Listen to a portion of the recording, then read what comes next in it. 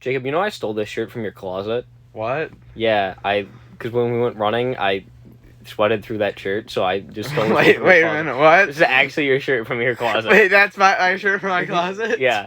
Hey, Munch Munch. Crunch Crunch. Welcome to A bonus bite. Yeah, with me, Luke. And Jacob. Yeah. After this podcast, Luke might be no more. Yeah, he did not know that. I've been wearing it for like the last 2 hours. I was like, man, that shirt looks a little familiar. Yeah, it's okay. He didn't notice. I was debating on just wearing like one of his shirts that he wore yesterday, and like then he would just be really obvious to it, but no. All right. I'm taking that shirt before you leave this house. No, you'll forget. No. Okay. Well, anyway, today we're talking about Jacob's favorite topic in the world, the Giver franchise. Yippee! Yippee. Jacob, what's your favorite book in the Giver quadrilogy? That's a good question. That is the correct term for... Quadrilogy? Is it quintrilogy? No, that would be 5. Yeah. It's a quadrilogy, right? Quadrilogy, yeah. Right? Yeah. I think so. Yeah, I thought the Giver was good. Gathering Blue I didn't like that much. Messenger is the one with Matt E. Don't they call him Matt E? Yeah, he gets the double syllable in that one. I like that one. You do? Kind of. Sun I really like though. Did you actually? How much of Sun did you like though? Did you like the ending? I did not like the ending. Yeah, that's the general consensus. It's like people be like the first third of Sun is super good, right? The first third is super good when it's like ties into the original book, The Giver. Yeah. Right. The middle section, some people like it, some people hate it. Like I think that the middle section was really good. I think the problem was she was just writing it as a completely different book, and then she was like, I need a middle section in the book I'm writing. Yeah. And so I feel like they could have ended it differently because I felt it was really trippy that all of a sudden we just switched points of view. Yeah, they switched points of view too fast. Also, the fact that Trademaster, who's the villain throughout the whole series, like not the whole series, but like just the last 2 books, he shows up and then he immediately dies. Like that always bothered me. He dies in like a page and a half from the start of their like final battle thing. Yeah. You know what I'm saying? It's all like, oh my goodness, it's the end of the whole series, and it's like we're gonna have this big villain that we've... Also, the only thing I didn't like also is they never exactly explained what the crap happened before. Yeah. They never explained exactly what happened. Yeah. Which, to me, even though some people like that mystery... Yeah. I don't. I need an explanation. Also, I think another major thing, and I had somebody point this out to me, is that in that series, so like it's always shown that like if you want something from Trademaster takes something from you, right? Yeah. But there's that sequence where he cuts off the dude's legs, right? Yeah. But the guy said no to him. And that doesn't make any sense because like, and I had somebody point this out, they're like, that doesn't fit with the rules. Because the rules is, Trademaster doesn't actually force you to take the thing. It's you want the thing, and therefore he takes something from you, right? Yeah. So people should have been, like, and this is the person pointing this out to me, they're like, the guy should have made a deal with him. And then immediately gotten his legs taken. Because it didn't make any sense for him to lose his legs, but not have any deal. You know what I'm saying? Yeah, and also I think Trademaster's a weird character. Yeah. Because he just shows up, and he don't explain exactly why he's this uber powerful build. Yeah, he's got way too much power. It's not explained. Here's my thing. Here's like, because Jacob kind of explained which ones he like. I love The Giver. I think it is a phenomenal book, and I think if you're like, I want to read the Giver series, don't. Just read The Giver and stop. Because if you read the rest of them, it kind of just ruins the first one. Because the first one, it ends on a cliffhanger. You're expecting it to be resolved, and it really just doesn't get resolved. Till like 3 books later. 3 books later, they give like a weak explanation, but it's like, it's very mediocre. Well, he does show up in the second book. But like as a cameo. He's like, there's this kid who was there, and you're like, it's the guy from that first book. It's like, and I liked Gathering Blue, not as much as The Giver, but that might be because I'm more of a sci-fi fan, and Gathering Blue just isn't sci-fi. Messenger was weird to me. Messenger, it was like acquired text. It's like, I felt that it was almost unnecessary though, because it was like, you got this kid, right? Matt he just dies. And then he just dies.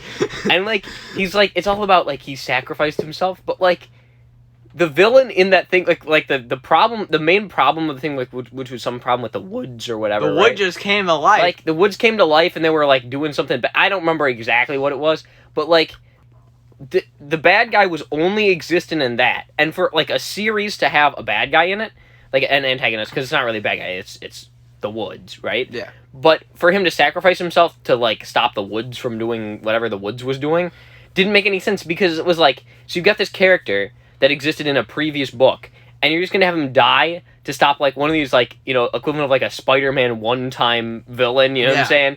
It's like, oh yeah, you know, he's that like, real low-level villain, and it's like, no, we're gonna have a main character die over this? Like, that just didn't make sense. Well, yeah, and it was also, but it was also weird because, like, it had nothing to do with Trademaster, wasn't Yeah. it? Exactly.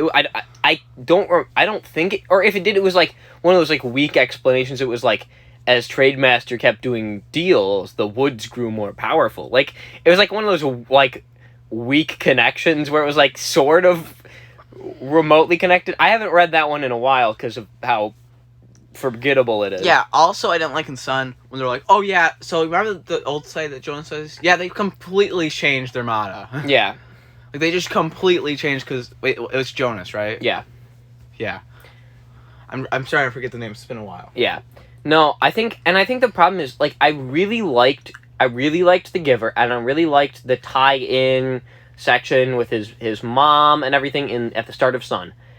I just think it just didn't work. Like, it just, for, like, Sun just didn't make a whole lot of sense as, like, a thrilling conclusion. Because, like, that's the actual thing that was written on, like, the cover of the book. It's, like, the thrilling conclusion to the Giver series. You know what I'm saying? And it's, like, but it's not. It's, like, kind of a weak sort of tie-in. They don't explain anybody. Yeah, they don't give any real backstory. They don't give any super huge... How did the world end? It's, like, yeah, it's, like, the problem is, it's, like, honestly, though, I love The Giver so much. I think it's a brilliant book. And I think if you're just going to read...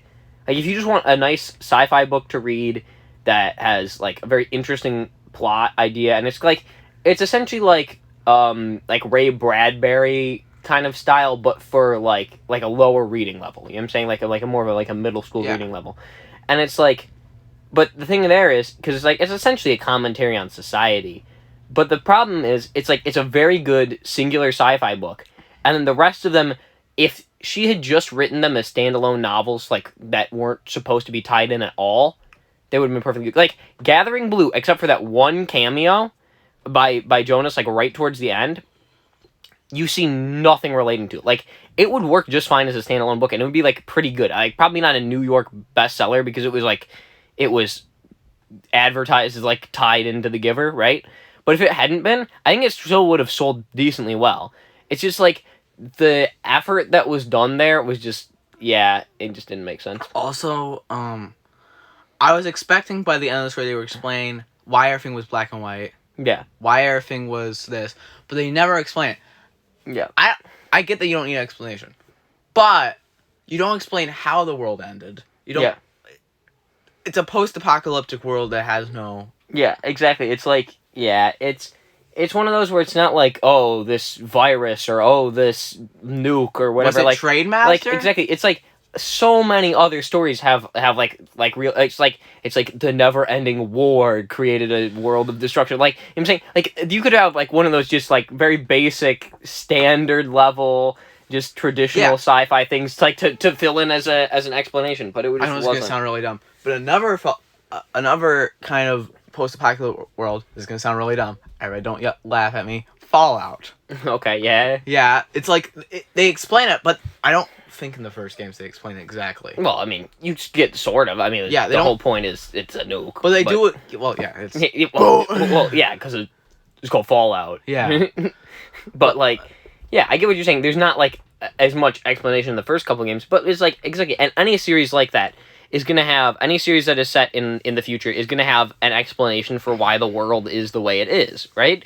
But the problem is, The Giver just felt kind of empty in that regard. Yeah. Like, Trademaster was never, like, It would have been so cool if it was like Trademaster was like, I destroyed everything.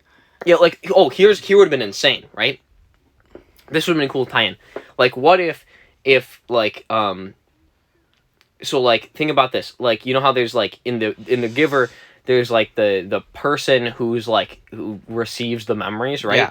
What if, like, Trademaster was really one of the people who originally received the memories, and then he decided he didn't want to, and he left the community and, like, escaped, and he had parts of the memories, and, like... So, like, there could have been, like, some sort of huge tie-in there, and, like... Or, like, he was the one who made the society the way it is, or he created some major event. Yeah, like, it would have been great to make him an actual villain, but there was just no explanation to why he did anything he did. It was just like, yeah, there's this dude, and he just gives people stuff in exchange for, like, I don't know, their looks or their niceness or whatever. So, like... Yeah. Yeah. And happens a lot of franchises is you start like... In Giver, it was fully sci-fi, but then you get to, like, Messenger, and all of a sudden the forest is alive. Yeah. And you go, what? You're like, it's like, do you want to stick with sci-fi, or do you want to, like, stick with, like, supernatural, like, magical stuff? Because, like, you kind of, like, it was really, like, Lois Lowery took a really huge fantasy spin on the, like, especially the last two books, but even Gathering Blue is, like, very fantasy type deal with, like, the... Well, the only thing that's, like, post-apocalyptic is the church. Yeah, exactly. So it's, like, most of the existence of it is just, like... Yeah, because it's got, like, a very, like, medieval style. You know what I'm saying? Like, a very, like, you know, like, not necessarily medieval, but, like 15, 16, 1700 style, like, European type deal. Yeah. But and then it's like, but the first one is obviously set, like, you know, much into the future, and so it's like a very different thing. I really do like The Giver. If you haven't read The Giver, go check it out. If you do want to read the other ones, I mean, I'm not saying you shouldn't, but I'm saying just be prepared for disappointment when you're reading them. So, all right, anything else, Jacob? How would you have, like, fixed the Giver franchise?